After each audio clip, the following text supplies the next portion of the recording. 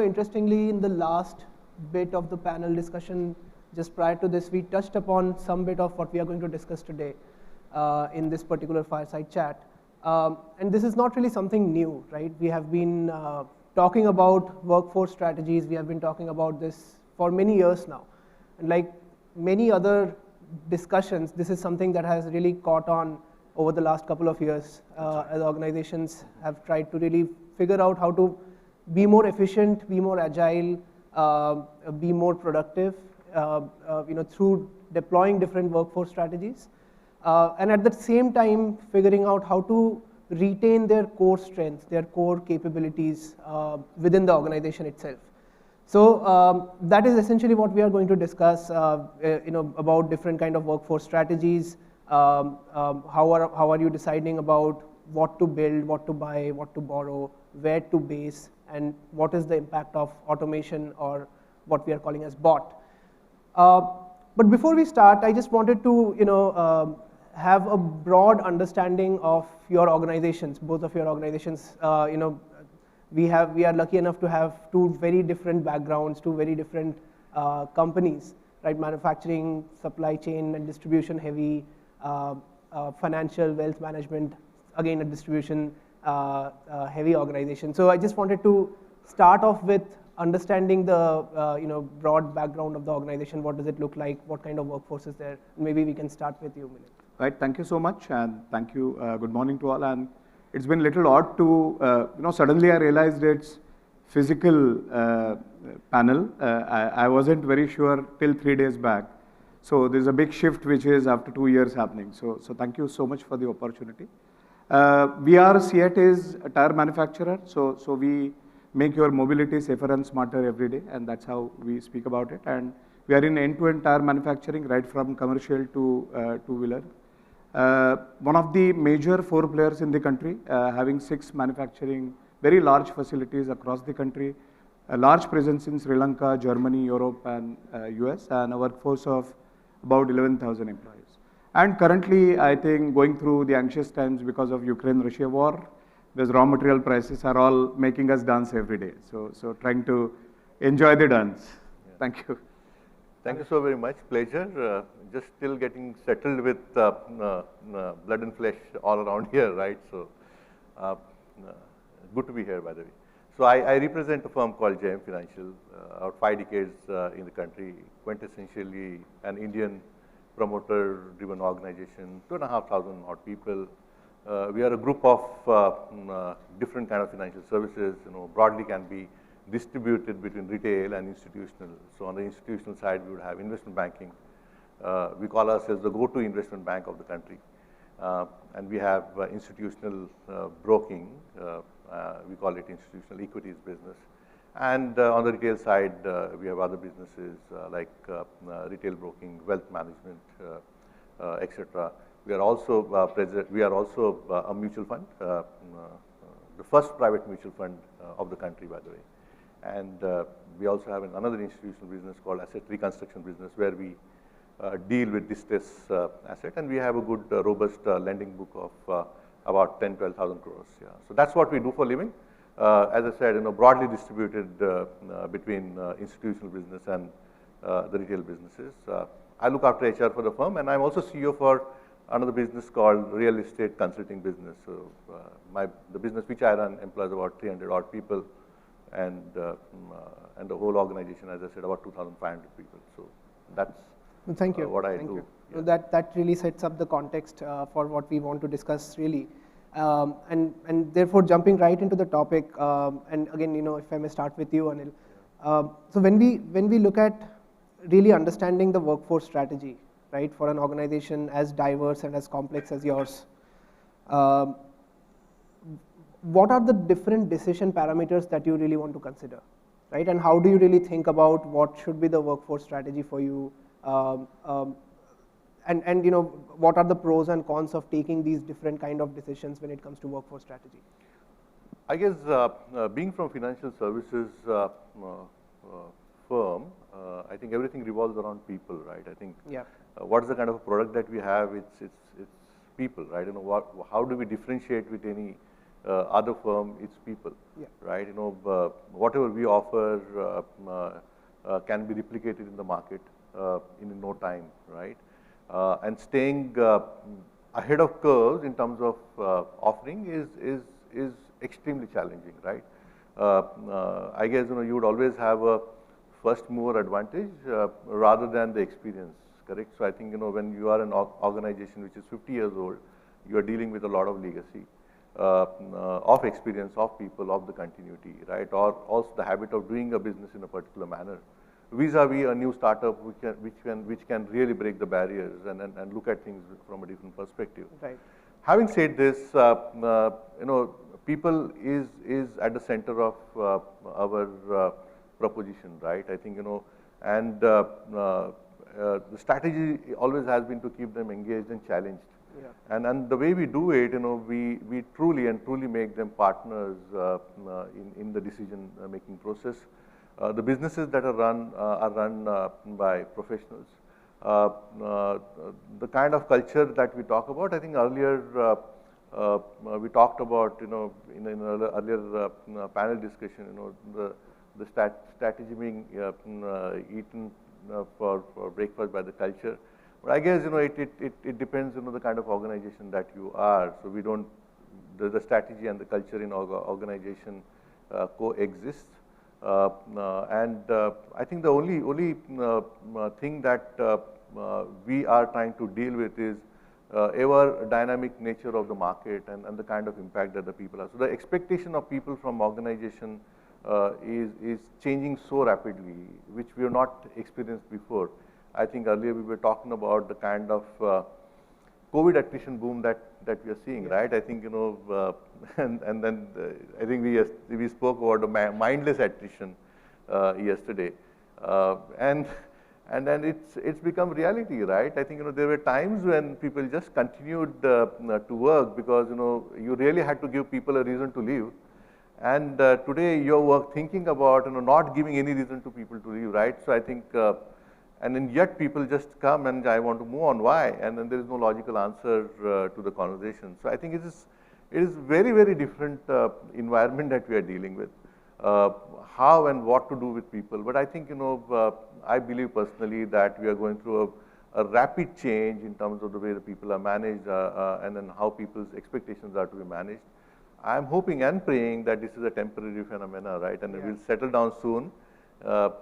Just the way the COVID is settling down and just the way the Ukraine-Russia war will settle down. So I think I'm pretty excited to looking forward to the normal time ahead. Yeah.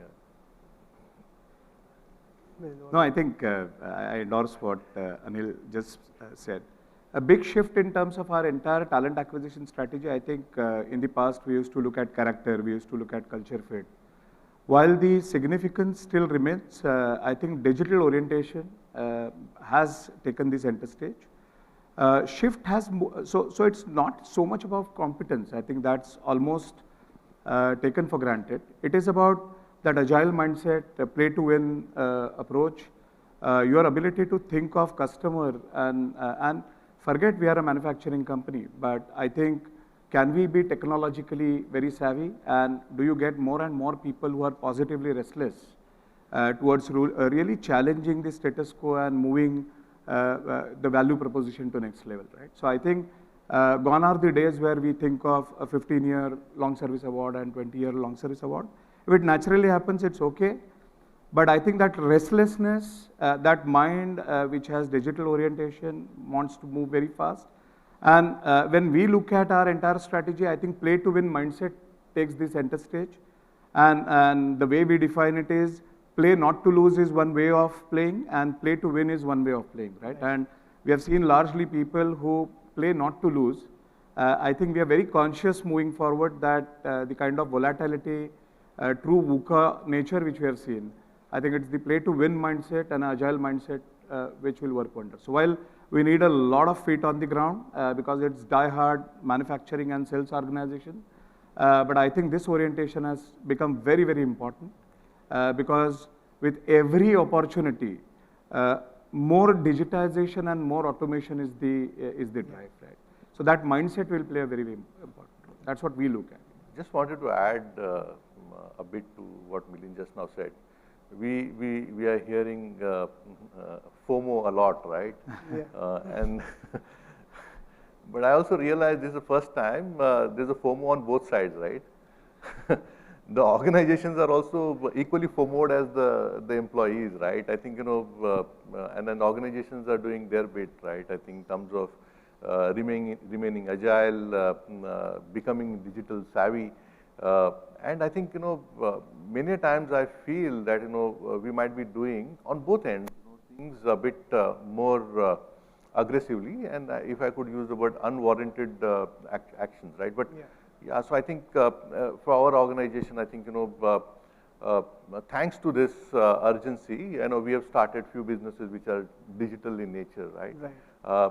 Probably, the life would have been as normal. I think, these businesses eventually would have happened, but not in such a haste, right? So I think we just want to ensure that, we are there, and we should not lose the momentum, and we should seize the opportunity. So while people would see challenge in the environment, there's a lot of organization trying to figure out what is the kind of an opportunity that is being offered, right? We are facing significant, 2 years long COVID environment. But if you see the financial markets and the firms in this particular industry, they have done so well. So it's an agony, right? I think, while markets are in that sense, the micro markets could have suffered, but otherwise, some industries have done exceptionally well. I would say that they have seized the opportunity. And again, and that's where I think the criticality of people and criticality of human resources have got a very different kind of a dimension today than before. No, absolutely. I think, and that's really a nice segue to the next question that I had, and I wanted to double click on a couple of things that I think both of you touched upon. One is digitization is something that, all of us are aware that digitization got really accelerated during COVID, right? Both in terms of how we do our businesses, how we serve our clients, as well as how we run our processes internally in our organizations. And the other thing that has become kind of accelerated is the sense of being more agile, right? Organizations have started to realize that the only way to survive this volatility is to be flexible, is to be agile, is to be more nimble, and adapt to different kind of situations that comes and gets thrown at us. Now, at the same time, right, so organizations would also want to protect what you touched upon as well, which is the culture, right? They don't want to be extremely agile and completely flexible, to lose the sense of being part of one organization, sense of community, sense of purpose that people would have being a part of an organization. So where do we really draw the line? And I'm specifically double clicking on the borrow bit, right?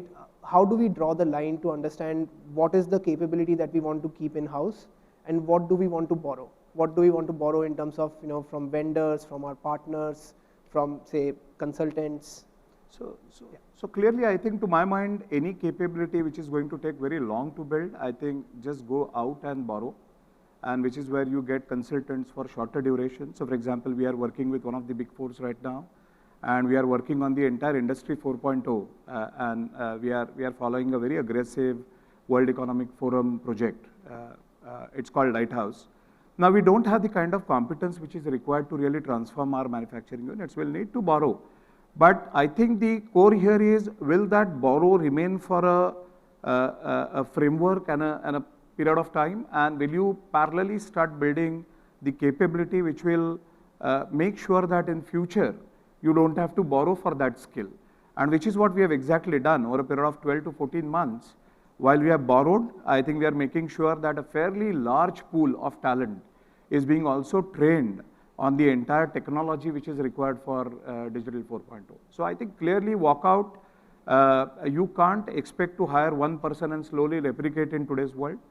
It's spurts of expertise which is required, so go out shamelessly and borrow where you are not very competent, but at the same time, very important to start building those skills in-house as well, because you can't forever borrow.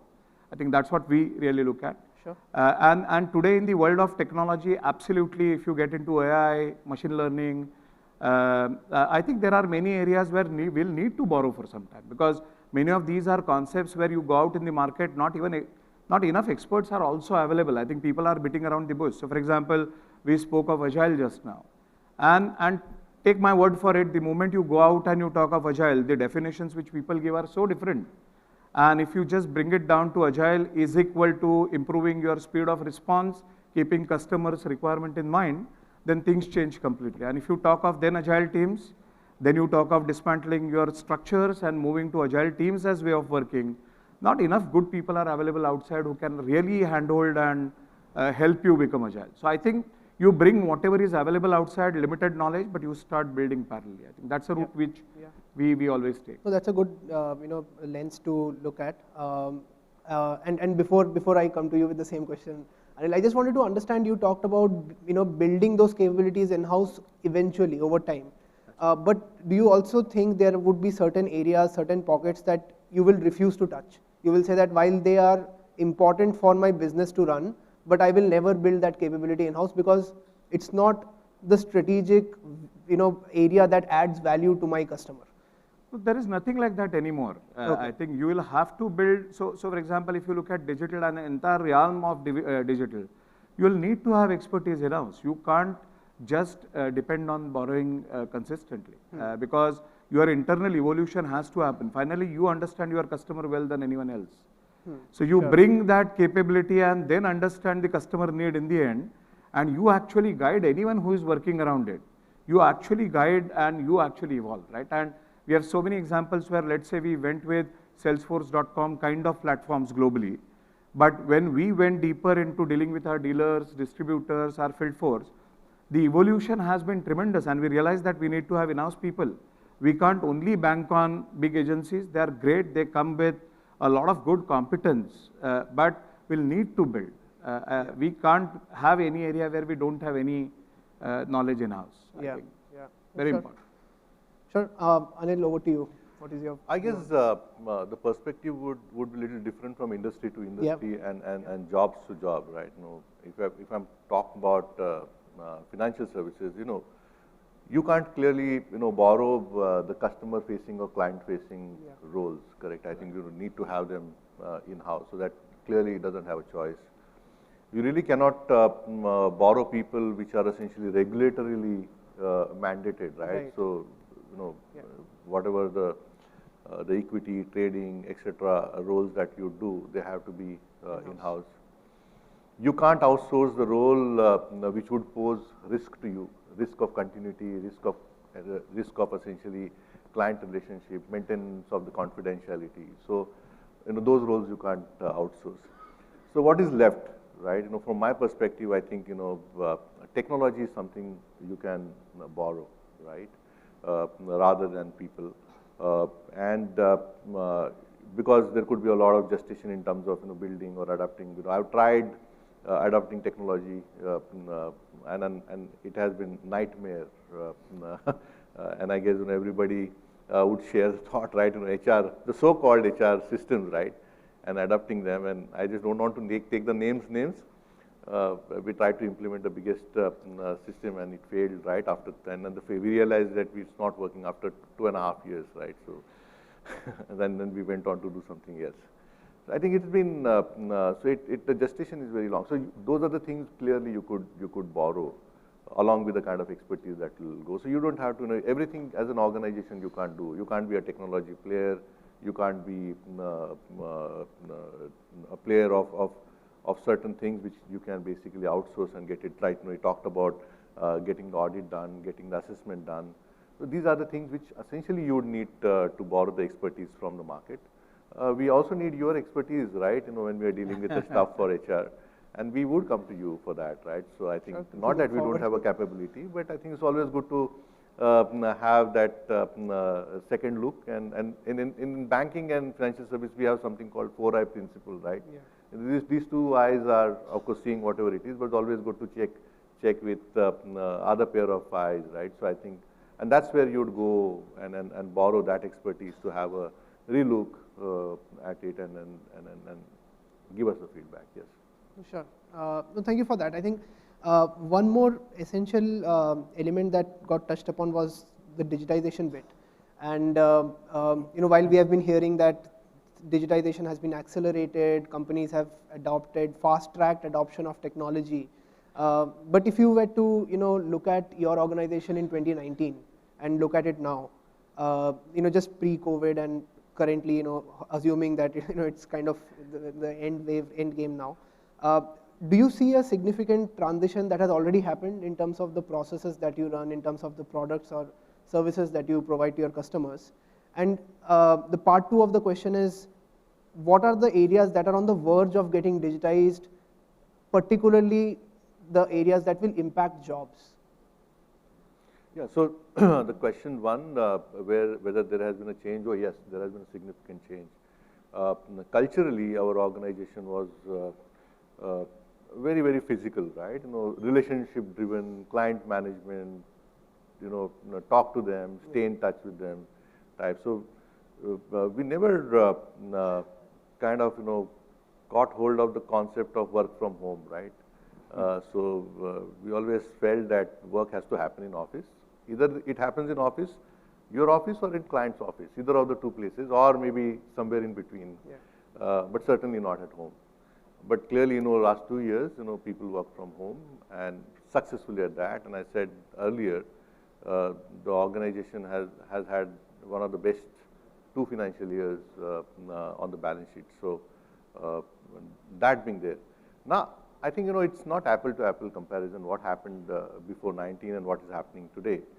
Because see, the client that we are dealing with is also working from home, so he appreciates you working from home.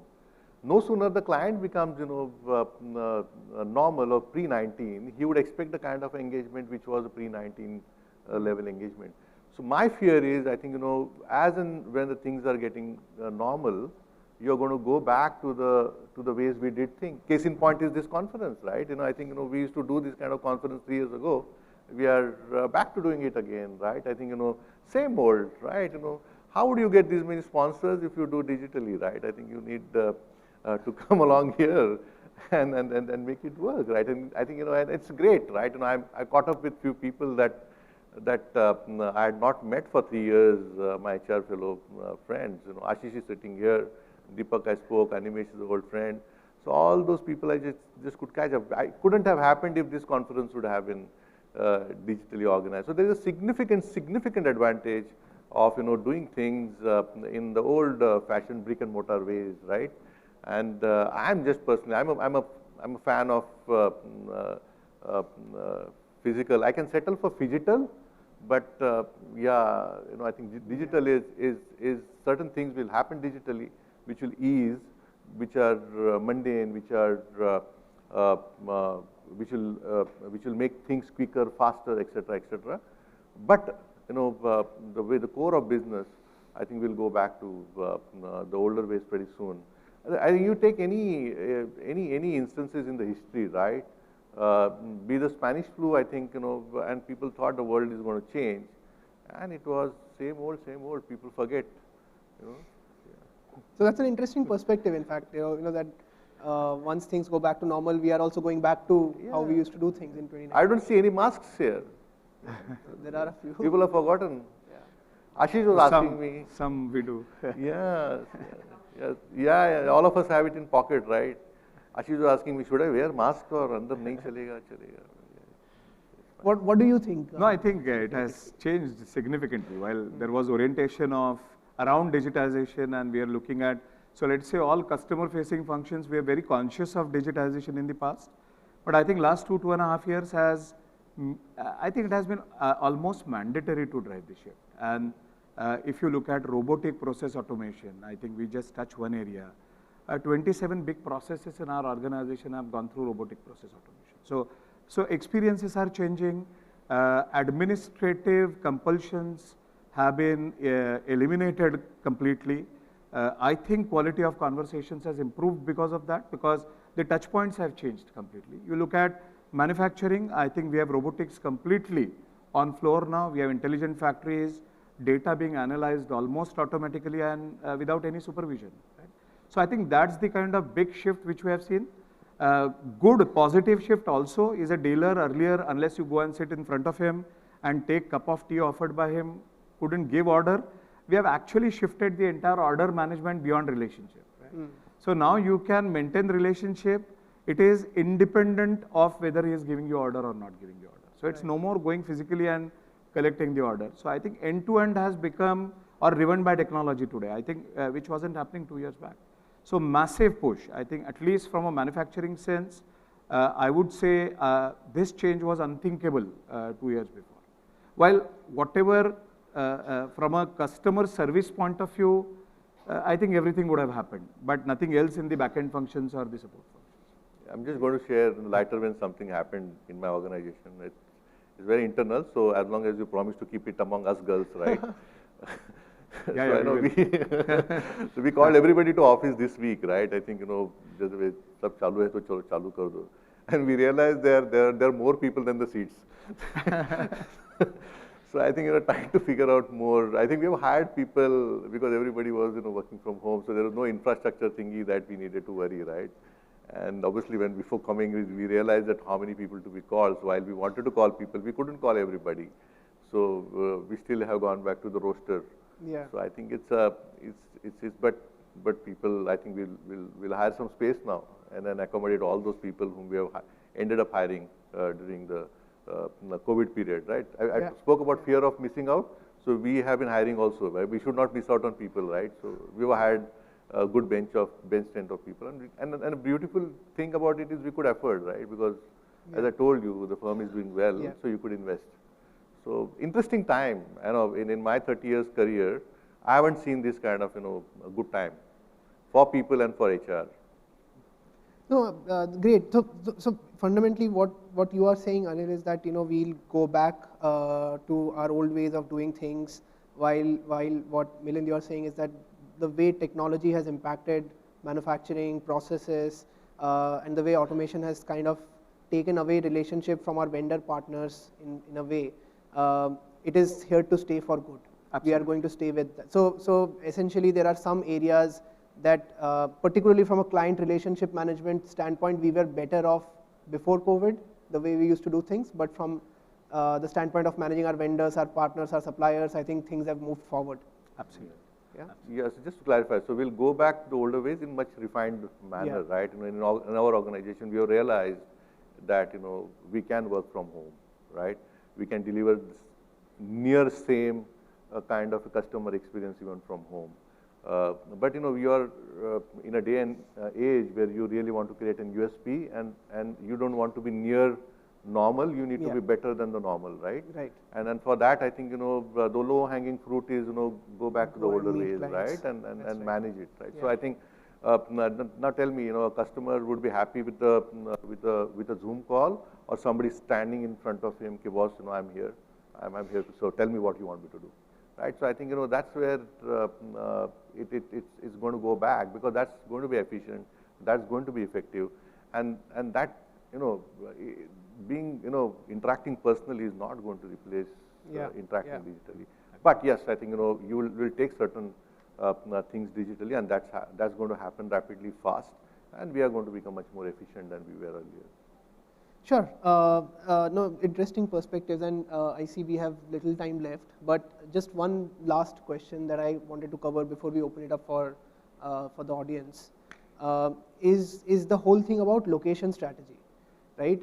And again, something that we have been hearing about throughout the pandemic. So if you hire people from different locations earlier, you were kind of bound by where you had offices, and I know both of your organizations are pretty distributed in terms of location. But even outside of that, I think remote working kind of allowed organizations to really hire from anywhere, really, right? Location did not matter.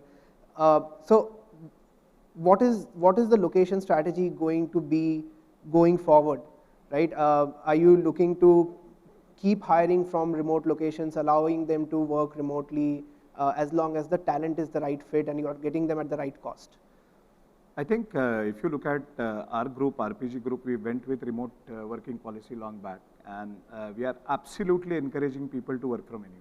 So if you look at our head office, the mandate says that 50% minimum is work from home, right? And you can go right up to 70%, up to 90% if your job permits. We have identified jobs which can perpetually work from home.